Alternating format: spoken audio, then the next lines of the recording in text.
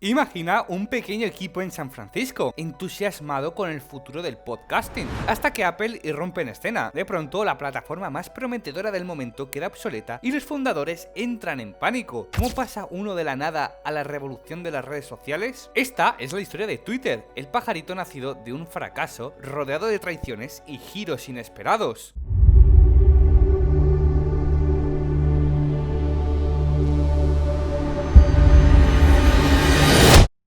En 2005, Evan Williams, cofundador de Blogger, creó Odeo, una startup de podcasting destinada a surfear la nueva moda de radios por internet. Sin embargo, en otoño, Apple lanzó el soporte de podcast en iTunes y golpeó a Odeo como un huracán. Un día tu competencia es tan grande, al siguiente ya no hay negocio, viéndose atrapados bajo el agua. El equipo de Odeo entró en modo emergencia. Evan pidió a sus empleados que inventaran algo nuevo. Reunieron sus mentes en un hackathon improvisado donde cada grupo luchaba por sobrevivir. Entre todas las ideas apareció la de Jack Dorsey, un joven creativo obsesionado con los startup updates. Jack había garabateado en su cuaderno la idea de un servicio SMS para compartir rápidamente qué estabas haciendo. Sobre esa servilleta surgió Turt, más tarde Twitter, perdón por la pronunciación. En febrero de 2006, Jack presentó su proyecto al resto de Odeo. Algunos eran escépticos, pero el cofundador Noah Glass, que puso el nombre Turt, quedó entusiasmado. El equipo trabajó febrilmente en un prototipo que le permitía a cualquiera enviar un mensaje de texto a un número único y publicar ese estado al instante. Para julio de 2006, Turt ya estaba en vivo para todos. A los medios les costó entenderlo. TechCrunch se preguntaba qué hacía la gente con esa página pública de mensajes, pero a la postre casi nadie reparó en Odeo. Lo revolucionario era Twitter, rápido, simple e instantáneo. En marzo de 2007, durante el evento SXSW, Twitter explotó. La asistencia a updates se disparó de 20.000 a 60.000 mensajes diarios en pocos días. Nació el famoso fail whale. Cada vez que los servidores colapsaban bajo la demanda, el equipo de Odeo pasaba noches enteras arreglando fallos y pagando facturas de SMS de cientos de dólares, porque cada usuario de Twitter en ese entonces enviaba mensajes de texto reales al servicio. El pequeño proyecto se había convertido en lo único que todos querían seguir creando en Odeo. En medio del frenesí, el cofundador Evan Williams tomó una decisión audaz. Vio que el viejo producto de podcast era un naufragio, así que propuso recomprar las acciones de los inversores para librarlos de pérdidas y así tener campo libre para Twitter. Pagó $5 millones para rescatar a los inversores de Odeo y quedarse con la empresa y su recién nacido Twitter. Algunos lo aplaudieron como un gesto generoso, otros murmuraban que fue un movimiento maestro. ¿Y si Evan ya supiera lo que Twitter podría valer y aprovechó para comprarlo barato? En todo caso, esta reestructuración puso a Twitter en órbita al tiempo que Odeo quedaba prácticamente abandonado. Así, casi por accidente, nació Twitter, el pivot desesperado de Odeo que resultó un fenómeno mundial. Pero la historia acababa de comenzar y las conspiraciones apenas comenzaban a fermentarse.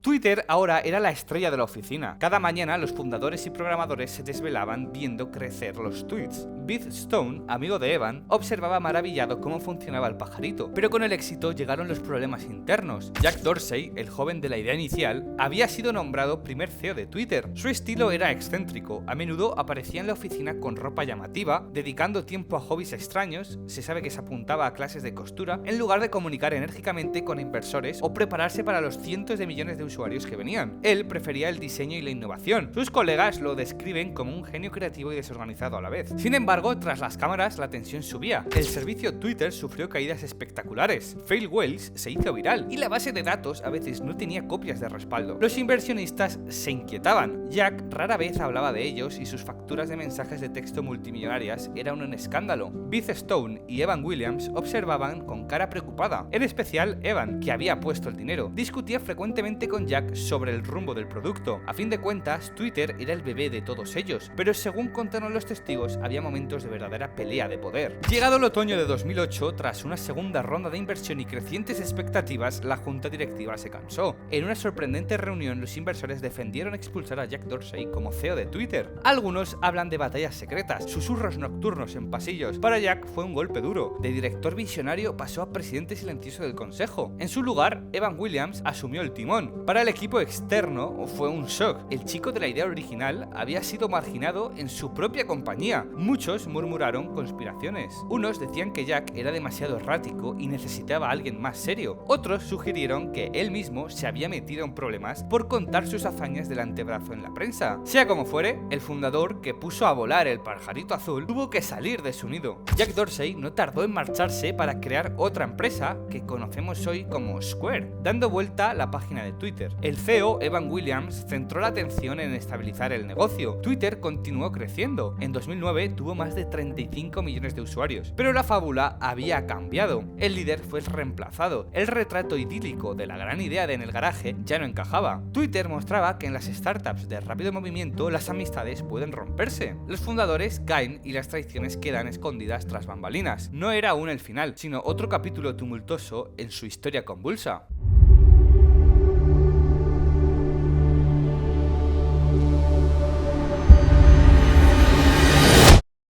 Tras dejar Twitter, Jack Dorsey construyó otra empresa, pero el microcosmos del pajarito nunca se le olvidó. Ya en 2010, mientras él brillaba con Square, algo curioso pasó. Jack comenzó a hablar con la prensa como el fundador verdadero de Twitter. Semanas antes de la salida de Evan Williams como CEO, Jack lanzó una especie de campaña silenciosa. Convenció a los periodistas de que él había sido el único genio tras Twitter, sabiendo perfectamente que el consejo de ejecutivos escuchaba cada rumor. El clima estaba listo para un reencuentro épico. Los inversores, ávidos de una visión clara, habían elegido a Dick Costolo como nuevo CEO en 2010, pero Twitter seguía teniendo problemas para crecer más allá de sus primeros usuarios y monetizarse. En 2015, Costolo dimitió inesperadamente. Fue entonces cuando la junta realizó otro movimiento dramático. Jack Dorsey, el mismo que había echado años atrás, fue llamado como CEO interino en junio de 2015. Facebook y la prensa incluso empezaron a hablar del segundo capítulo de Jack. Su entrada triunfal en la empresa coincidió con un discurso grandilocuente. Jack habló del pajarito como el megáfono más poderoso del mundo, promesa de infundirle alma visionaria. Los empleados lo recibieron con alivio o al menos curiosidad, y la bolsa reaccionó con entusiasmo. Sus acciones no pararon de subir. Con Jack de vuelta en el timón, Twitter empezó su tercera vida. Para emular a su ídolo Steve Jobs, el nuevo CEO se puso un uniforme propio, robó citas de Gandhi y los Beatles y aceleró cambios de diseño. Convocó la vuelta a Beth Stone en 2017 para que velara por la cultura interna de la empresa, como si dos de los viejos cofundadores estuvieran una vez más empujando el carro. Incluso Evan Williams siguió ligado como miembro del directorio. El niño salvaje del SMS ahora cortaba el viento pilotando la nave que él mismo había ayudado a inventar. El plan de Jack: arreglar errores técnicos, clarificar la visión y lograr que Twitter volviera a encantar a nuevos usuarios. Twitter sobrevivió a la batalla, ahora con los tres fundadores originales de regreso en escena. La historia de Twitter terminó convirtiéndose en un maestro de lecciones. El destino de una startup puede girar en segundos. Un pivote desesperado, de podcast a microblogging, un timing fortuito, traiciones entre socios, todo formó parte del curso. Lo que empezó como un pequeño experimento pasó a manos del mercado, mostrando lo volátil que puede ser el mundo tecnológico. Pero más allá del éxito empresarial, hay una reflexión final sobre las redes sociales. Antes de idolatrar cualquier innovación digital, recordemos que está construida por humanos con ego y debilidades. Twitter nació de la crisis y de la intriga corporativa, no de un ideal puro. Así que cada vez que escribas un tweet o sigas un hashtag, piensa que hay personas reales, fallidas, polémicas y a veces conspiradoras detrás de esa plataforma. La red puede conectarnos con todo el mundo en un instante, pero también refleja los conflictos y caprichos de quienes la dirigen. Quizá la verdadera lección sea usarla con cuidado. Cada tweet es poderoso, sí, pero también efímero. Y así como Odeo tuvo que cambiar radicalmente para sobrevivir, nosotros también debemos estar dispuestos a adaptarnos y preguntarnos a quiénes damos el poder de amplificar nuestra voz en estos entornos tan cambiantes. En resumen, el ave azul de Twitter nos enseña que la creatividad e innovación pueden surgir de la adversidad, pero también que no olvidemos jamás la historia humana que se esconde tras cada pantalla. Si te ha gustado el vídeo, agradecería que dejaras un like y te suscribieras, así me ayudas a seguir trayendo contenido como este. Nos vemos la semana que viene.